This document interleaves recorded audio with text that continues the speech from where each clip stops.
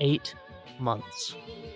It had been 8 months since Demetrius Jamel Morant had been permitted to play an NBA game, whether dictated by the offseason or by his lengthy 25-game suspension.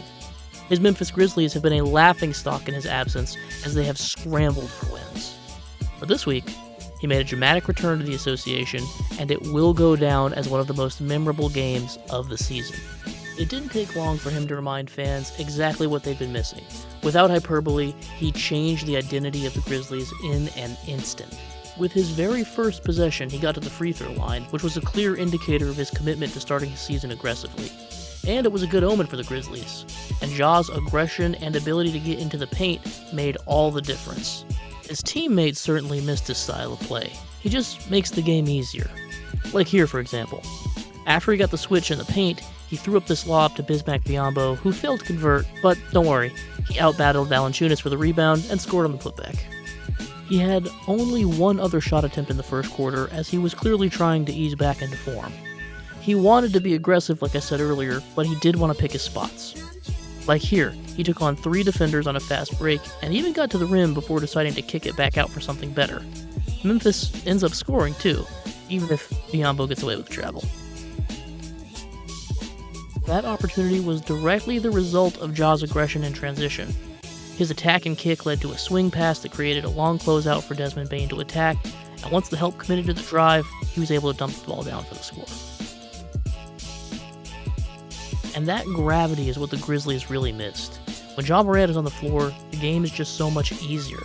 He immediately becomes the focal point for defenses, and he has the IQ and vision to make the most of everything, even when he's not scoring. Here's another transition opportunity that ends in easy points. Ja keeps his head up and sees the low man pack the paint right above the restrict area.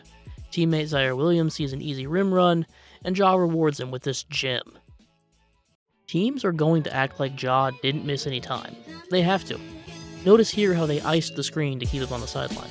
Despite the missed time and assumed rust, they still wanted to deter any drives, and they were right in doing so.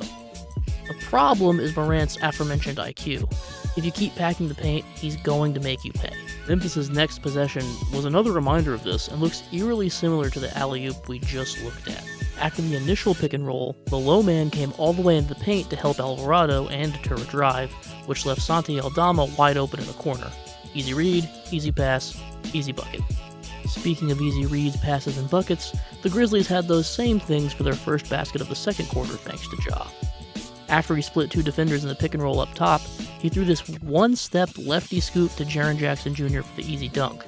That opportunity was only available because Valanciunas had to step up to stop Ja's drive. Unfortunately, the rest of the quarter would prove rough for Morant and the Grizzlies, and we'll come back to that. But for now, just know that going into halftime, Ja had 7 points, was 3 for 8 from the floor, had 3 assists, and 2 turnovers. Oh, and the scoreboard read 41-60 in favor of the Pelicans. The second half was going to be a dogfight if Memphis wanted to win, and they would need their alpha to show up. And Ja came out swinging to start the second half. Even though he missed his first shot attempt, he set the tone and created expectations for the defense. His second drive got both of the Pelicans' bigs airborne before he dropped the ball to Biyombo for an easy jump hook. A couple possessions later, he tried getting to his deadly floater, and when it didn't fall, he threw this pass. Sure, neither shot went in, but Memphis' style of play is totally different with Morant on the floor. These next 2 shots, for example, are the direct result of how fast the Grizz can play with Morant at the helm.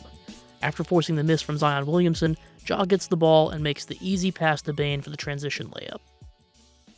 It may not be the most exciting pass, but Ja is moving near full speed, and more importantly, he makes the pass quickly, rewarding Bane for being in good position and running the floor.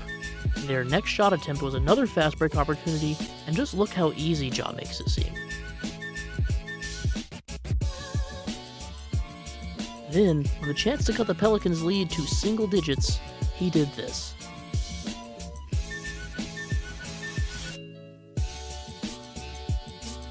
Mind you, he did that to Herb Jones, one of the best young defenders in the league, who deserves an all-defensive team nod this year.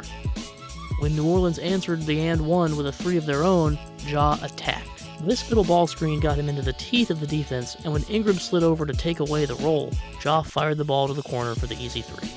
And surprise, he continued to attack the paint, using this screen to feign getting downhill to his strong hand before putting Valanciunas in the spin cycle for another and one. At some point, you would think that the Pels would throw some other coverages at Morant, but they never really came. Here, they tried to ice the screen for Ja again, but Valanciunas was slow getting back to his man. CJ McCollum had to rotate over to help, and Morant threw an absolute rope to Vince Williams Jr. in the corner. He attacked the long closeout, and Biyombo got yet another easy look in the paint. But Ja saved his best for last. Let's skip to the fourth quarter. With 8:17 left to play, the Pelicans called a timeout up 96-89. Enter Ja Morant.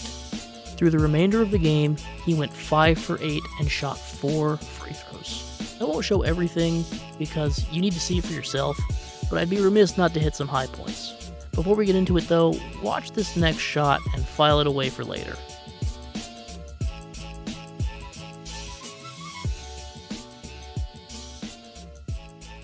On this possession, Ja got an easy one by attacking another long closeout. Bane was able to get a step on McCollum. Herb had to help from one pass away, and Ja got to attack. When he gets positioning like that, it's basically automatic. Like here, a minute and a half left, tie ball game, Ja gets a one-on-one with Herb Jones, shot clock under 10 seconds. As he made his move, Herb took the slightest stab at the ball. That was enough for Ja to get the half step he needed. As he got into the paint, he gathered to 2 feet and launched up for that soft floater of his. Looks familiar.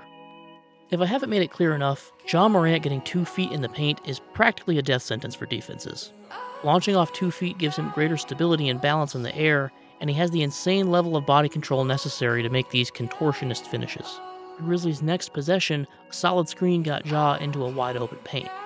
Again, notice how he launches off of 2 feet. The stability afforded by this technique lets him finish like this. Insane stuff. Though not as insane as his last shot. I want you to watch this and think about the things we've looked at. He gets 2 feet into deep paint position and launches for yet another soft floater off yet another spin move. Here goes Morant, he spins, Morant scores, and the timer expires! It was awesome to see Ja Morant back in action. Now, does he fix every problem the Grizzlies have? No, absolutely not. But does he change what is essentially their entire identity? Absolutely.